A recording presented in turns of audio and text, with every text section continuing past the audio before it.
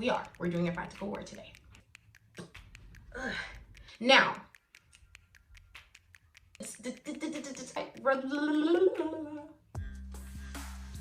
I'll put my sleeves up. I'm ready to go. Let's do this.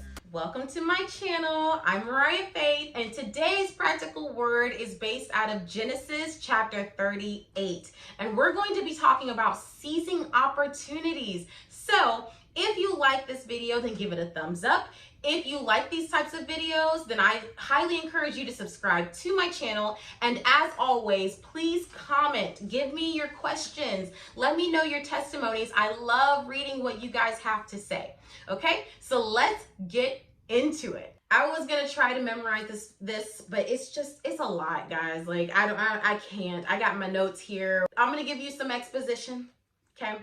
I'm going to give you chapter 38 in the way that is I can best paraphrase it to you guys. It's a good chapter if you read it. It can be a very confusing chapter if you're not familiar with the Word of God. Okay, so to give us a little bit of background before I get into chapter 38, I just want to let you know where we're at in Genesis. Okay, so Jacob has 12 sons. Joseph is Jacob's favorite, and that makes the brothers very jealous of Joseph. This is Judah's idea. He's the one that says, let's not kill him and have his blood on our hands. Let's just sell him into slavery. They go with Judah's idea and sell Joseph into slavery. After they sell Joseph into slavery, Judah, I guess, decides he wants to go on his own now. He's grown. So he decides he's going to leave his brothers, his family, and start his own thing. He gets married to a Canaanite woman. He has 3 sons. Their names are Er, Onan, and Shelah.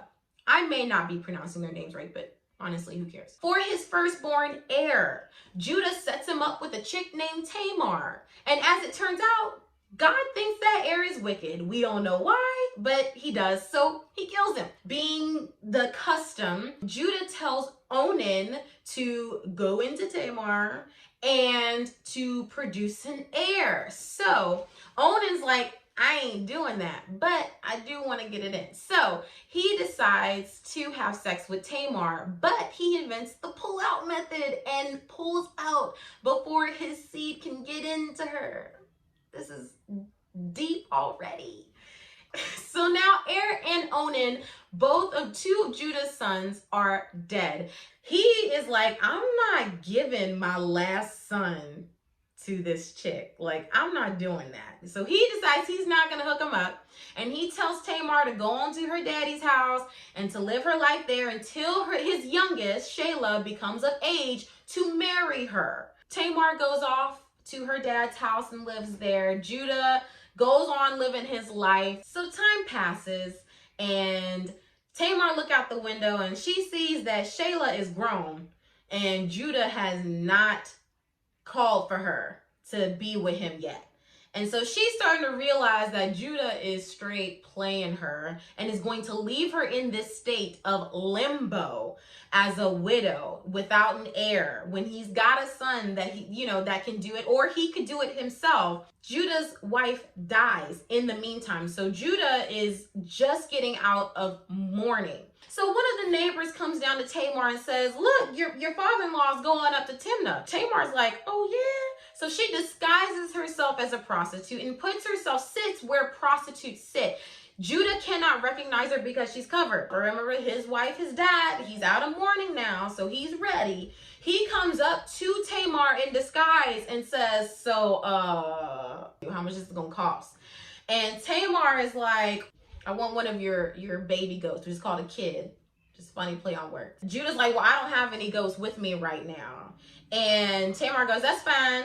I just want your staff, your cord, and your signet, which in modern times to me would be like, I want your driver's license, the title to your car, and the deed to your house. And Judah, like a man, says, okay.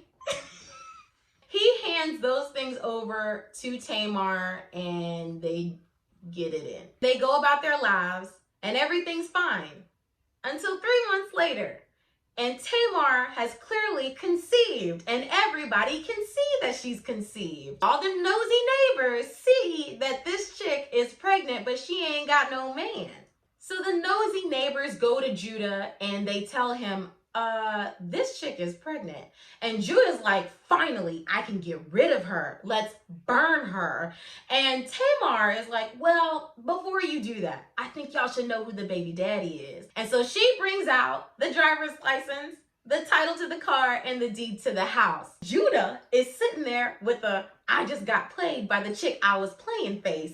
And he now has to admit to everyone that she was more right than him. There are 4 principles about opportunity that I think that we can learn from this passage. The first one is that God-ordained opportunity requires you waiting on him. The second principle is that God has prepared good works for you in advance. The third principle is that every opportunity has an expiration date. And the fourth principle is that God has prepared you to seize the opportunities he has ordained for you.